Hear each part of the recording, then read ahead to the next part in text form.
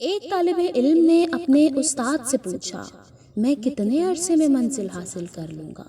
استاد نے کہا، انشاءاللہ 5 سال کی یہ محنت ہے۔ شاگرد نے کہا، استاد جی میں اگر بہت زیادہ محنت کروں، دوگنا وقت دوں، تب مجھے منزل کب ملے گی؟ استاد نے کہا، 10 سال میں۔ طالب علم نے کہا، لیکن میں اگر جان لگا دوں گا تو یہ وقت بڑھے گا کیسے؟ استاد نے کہا، کیونکہ تمہارا فوکس نتیجہ ہے، محنت نہیں۔ ساری اہمیت فوکس کی ہوتی ہے۔ فوکس یعنی ارتکاز۔ ہماری محنت، کوشش اور راستے کی ضرورت ہے۔